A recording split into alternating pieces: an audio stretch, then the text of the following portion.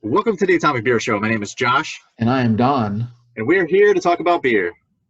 Lots and lots of beer. And if you enjoyed the show, thank you for watching it.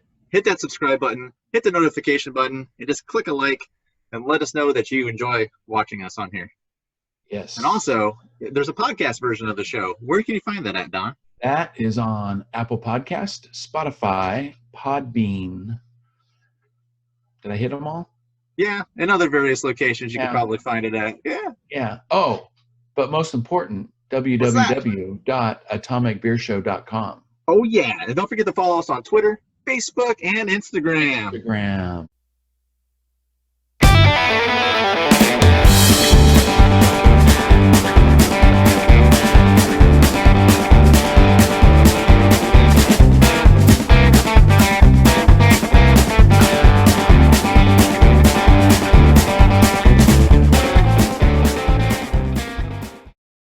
The last episode we were talking about you were getting ready to go on a trip to Vegas and you took it. Yeah, we went Thursday. Yeah. Thursday, yeah, we drove out. Hardly any traffic getting out there. Yeah, I was wondering about that. Move pretty quick. I want to say about 3.5 hours. So we stopped at Eddie's World. Have you been to Eddie's World? No. Yeah, it's just out. It's I think it's right before Baker, but okay. It's like a big gas station, and they've got like tons of stuff inside. They've got tons of candy, tons of things to drink. So stopped at Eddie's World, kind of stretched our legs, got some snacks. I guess just got some snacks. Get some snacks, did you? Yeah. On your way to Vegas? Yeah. What was Vegas like? Was it like a ghost town, like Resident Evil Apocalypse? When we drove out, we drove, like, as soon as we got there, we just drove the strip. And from south to north, and it was basically there was police at every single casino. Oh, wow. Every single property had a police officer or armed security in front. Wow. We maybe saw like 3 people. Wow. So then from there, I wanted to go to Beer Zombies. Yeah. We went to Beer Zombies, and they didn't have any like beer zombie beer or whatever. And then I wanted to go to Craft House, but the guy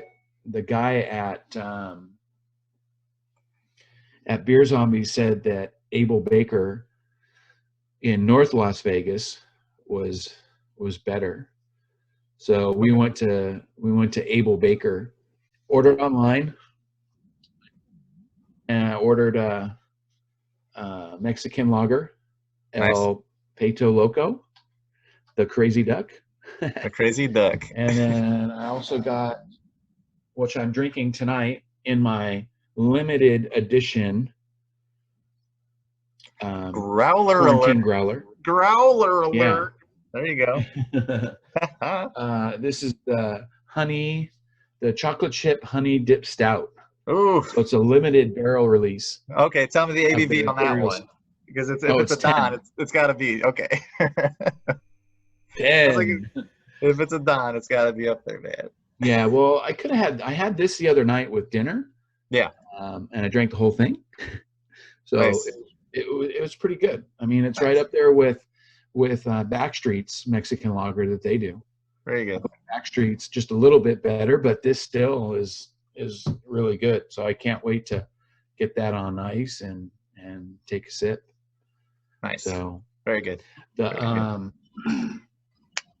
The chocolate chip honey stout. Beautiful. Honey dip stout, Madagascar vanilla beans with a ridiculous amount of honey.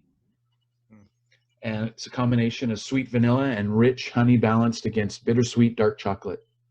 Sounds and it basically fantastic. says, not tasted it yet. Okay. And it basically gives you, it's to mimic the sensation of eating a freshly baked chocolate chip cookie.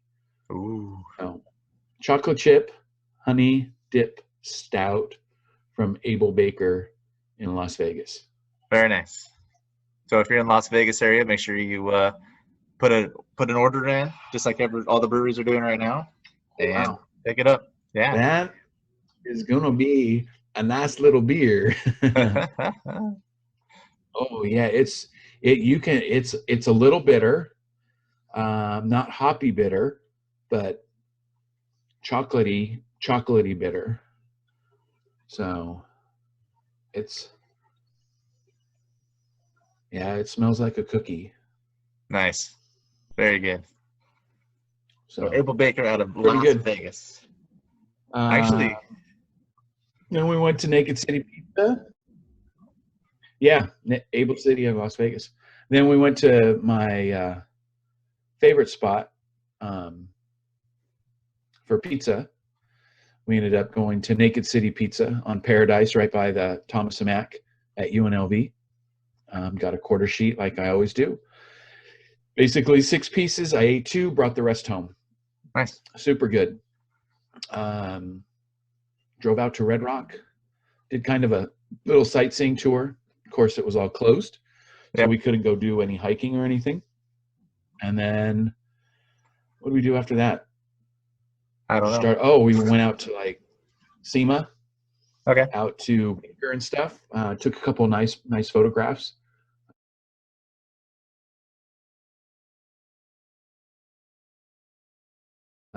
We found this little, like, I don't know what you call it, like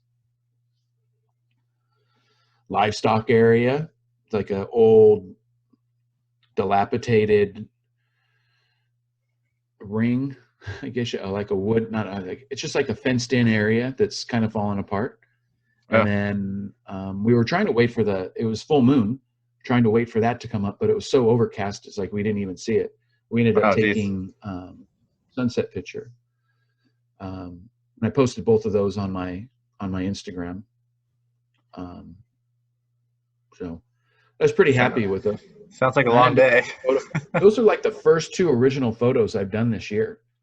Oh, wow. Posted on Instagram just because, March 13th, we basically got shut down. So yeah, I haven't been able to do anything. And then finally, Buddy and I just like, we need to go do something. Yeah. So that's what. So nice. It was good. It was a nice little trip. Very good. Stopped at Eddie's World on the way home. Stopped at Terrible's. Remember, you've driven to Vegas, right? Yeah. Have you driven to Vegas? Yeah. Anyways, you hit State Line, and then there's Gene. Okay, and Gene, that's where Gold Strike was. Okay. But Terrible's, that Chevron station, Terrible's, they put in the world's largest gas station. And it's crazy. It's probably 100 pumps. 100 pumps. I filled up on pump number 83. So we stopped up there real quick, filled up, and then Eddie's World again on the way back, just to stretch the legs, use the facilities. Got home about 10 o'clock. So good. Nice Very color. Good. Well, I went with more Midwest still this time. Yeah, and people watching right now, I'm really sorry because there's really bad lag with our internet. So this may go straight to podcast. I don't know yet. Have to see what the final product is. But last week I did do a teaser of what was to come, and it took me a little while, but I did find some Toppling Goliath out of Iowa, and this is out of Decorah, Iowa, and this is actually a really sought after brewery out of Iowa, and we got some out here in SoCal, right in the Anaheim area. This is the King Stew. This is the double IPA that they have, and this one, the double IPA. I had the double IPA the other day, and I thought it was fantastic, and I definitely got to go get more. But I did pour a glass of the Pseudo Stew from Toppling Goliath, and this is the pale ale version of their beer. And I just love the can artwork. It's all with the dinosaurs on it, which is awesome. But just to show you of course, I always use my green cheat glass for everything. You see the color of the pale ale. It's very citrusy. It's not really bitter at all. Smooth drinking. It's just a step away from kind of a hazy, citrusy IPA. But for a pale ale, This is good. Good stuff. Pseudo Sue. There's a lot of other beers that they have that are, sought after. Nice. There's a lot of stouts, believe it or not, that are on Untappd as some of the highest rated beers out there. Of course, I couldn't find any of those. I mean, some of them I don't even think are in production anymore. So if you look at Untappd and look at the top rated beers, you'll see Toppling Goliath, a lot of their stouts on there, which is pretty cool. But the one cool thing is about this, and my idea for dinosaurs, it reminds me of Jurassic Park. It reminds me of going back to the movies, which we just can't go to the movies right now, obviously, for obvious reasons. But when you think about the classics, we think about, things we watched when we were younger, things that were like, way cooler than what we're getting right now, and just things we remember from that. And what was the conversation we had recently? We were talking about something, and we pulled up the year 1985. 85 movies for me would be Breakfast Club, Real Genius. Oh yeah, Real Genius. No, let's talk about Real Genius just for a second. That's a pretty smart movie, dude. Because I have had people watch that movie because it's fantastic. It's got Val Kilmer in it. Right? It is great movie. I forget some of the other actors' names, but he plays like the super genius, and they're at a college. And he's got this professor collects all these super geniuses to build a laser, right? And it's actually supposedly going to be a laser for the government, for the Department of Defense. Cut the crap can, you built a weapon. Yeah, and then how they use it at the end. And I know, folks, the movie came out in '85, so you haven't seen it. Sorry for the spoiler alert. But when they use the popcorn at the end, they use the laser popcorn to get the professor's house. It's just great. It's a fun comedy. The professor hates popcorn. Absolutely. Oh yeah, he hates popcorn too. Yeah, highly recommend Real Genius with Val Kilmer. Just watch it. Hates popcorn, so that. So if you're looking for a movie to watch, check it out. What else you got? Yes, highly recommended. Yeah. Did I say Pee-wee's Big Adventure? That was '85. Oh, okay. Pee-wee's Big Adventure. That was 1985. That was 1985. Pee-wee's Big Adventure. Wow. Yeah. Wow. And see, this is really tough for me because all the five that I'm talking about, or I could watch them over and over and over again. Yeah. So my last two, and I'll show you how much of a fan I am of the last one I'm going to talk about. Better Off Dead with John Cusack. Yeah. One of my favorite movies. But the last one was Fletch with Chevy Chase. And I love the movie so much that I recorded it onto a 60-minute cassette tape. So it was 60 on one side and 60 on the other. Oh wow. And I used to listen to it. Listen to the movie? Yeah. That's awesome. So I had it pretty much all memorized. Such a great, I love Fletch. Yours are great. I love all those movies too. I mean, come on, Pee-wee's Big Adventure. Tell them Large Marge sent you. Yeah. It's only like when I went to the Cabazon Dinosaurs where Large Marge drops them off at, and they have the shirts and stuff there. Yeah, dude, the movie's great. All right, I'm gonna go through my top 5. Okay. I want to hear your top 5. So these are some of my favorite top 5s. 1985 stuff I could watch all the time. I think all these movies are just either hilarious, they're great, there's sci-fi to it, action, whatever. The first one I want to talk about is Teen Wolf with Michael J. Fox. Teen Wolf. Yeah, Teen Wolf with Michael J. Fox. Came out in 1985. It was a movie I remember at a very young age. Probably one of the first movies I remember kind of watching and seeing. It was like, what's happening next kind of thing. It's a funny movie if you watch it, like rewatch it now.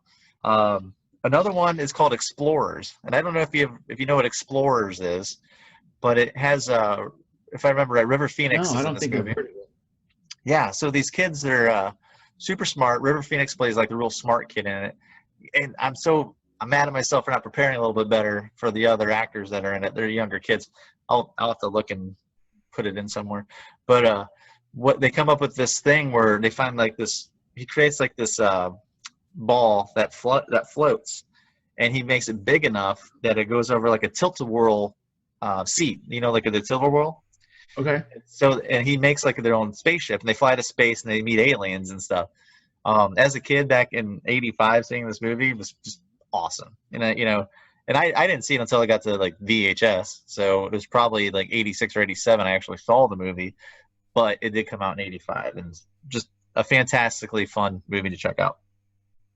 Another one that's on a lot of lists for '80s movies, really up there on top in 1985, is one with Anthony Michael Hall and Kelly LeBrock, and it is called Weird Science. Yeah, There's Weird Science. And also, if you don't forget, the actor that played the character Chet, Bill Paxton. Bill Paxton, exactly right. Yes. That was just when he turned into a big pile of crap, and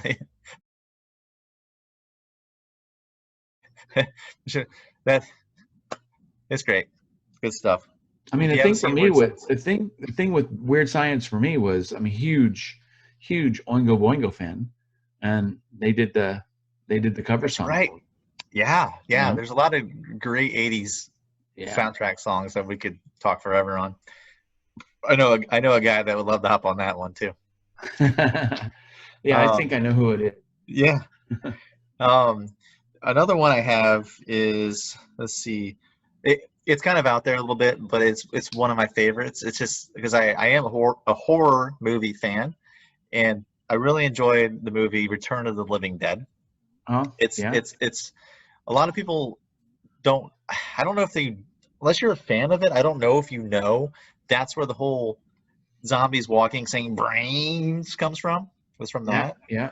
The government were storing these things in here, and they holding it somewhere in this morgue, and somebody messes around and opens it up, and the great thing about it is that they go through all the zombie cliches, like shoot it in the head, do this, do that, but it just doesn't work, and it becomes a comedy, and it becomes like towards the end it's like, oh, how are you going to stop these things? And then it ends like they're going to nuke the place or burn everything, and all the stuff just keeps going.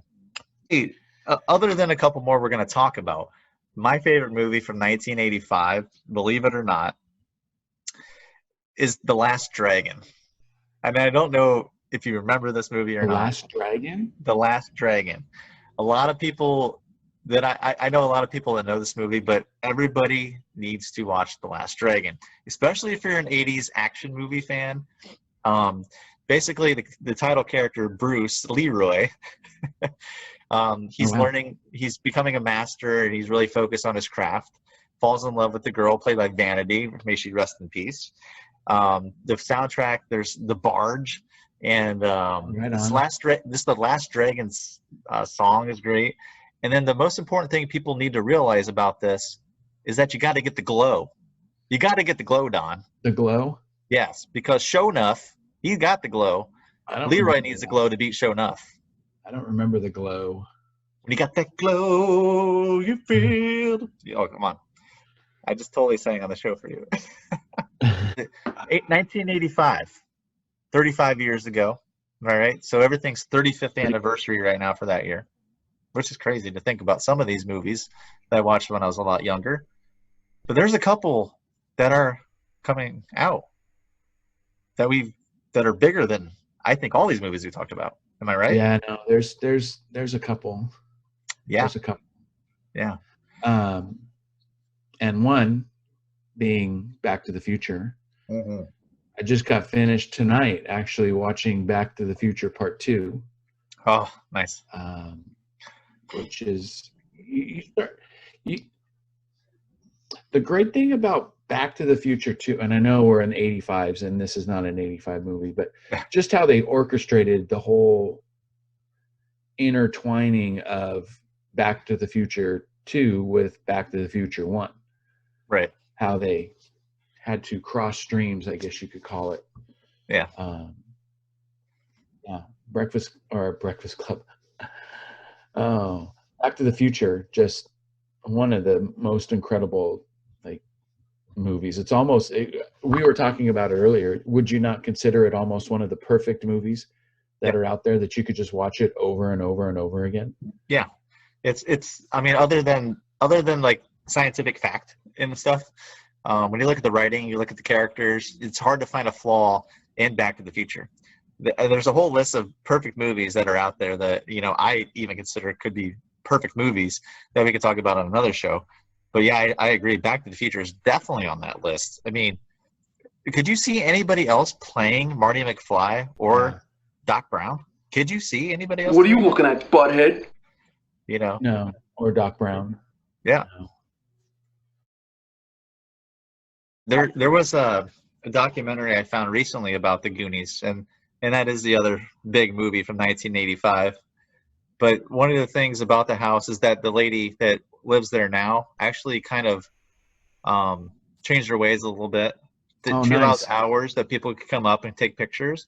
She actually comes out and talks to a lot of the fans now and stuff, because she realized like a lot, especially when they have like big festivals up there, and she realized that regardless of what she says or does, it's a cultural thing. It's iconic. It's something that resonates with people over so many years and decades. Like when my son's old enough to watch it, he's gonna watch Goonies. I gotta show him Goonies, man. Yeah, Goonies is another one of those solid movies. Yeah. So Goonies never die, man. Spielberg production, Robert Zemeckis. Oh no, that's Back to the Future. That's Back to the Future. 1985 movies. Those are our favorites. Our tops go out to the Goonies and to Back to the Future. Yeah, how many times do you see a DeLorean driving down the road? I know. Or on the side somewhere? Like when you do see one, you're like, oh crap, it's a DeLorean. That's right. Great Scott. That's right. So you can't help yourself. I mean, fanboys will always be there for the Goonies and Back to the Future. Yeah. Both coming out of 1985. So, but we'll do a special shout out to Toppling Goliath Brewing out of Iowa, and a shout out to Able Baker Brewing out of Las Vegas. Las Vegas, United States of America. So.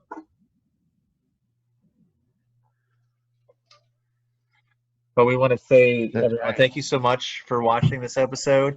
And if we missed anything from 1985, and don't say Commando and Fright Night, because I do those did come out in 85. Put them in the comments below and let us know what you think and what you think about Back to the Future. Are we right? Is that a perfect movie? What are some perfect movies that you can think of? We'll just do a whole episode on that sooner than later. We're going to drink good beer and talk movies. We'll need to do that, We'll have to do that. So with that said, I guess there's only one other thing to do. What's that? We got to make like a tree and get out of here. Make like a tree and get out of here. Cheers, Don. Make like a tree, drink good beer. Make like a tree and drink good beer. Mine's almost gone. Oh, I'm on number 2. Cheers. An empty glass. I'm still. Make sure you guys drink good beer. Drink good beer.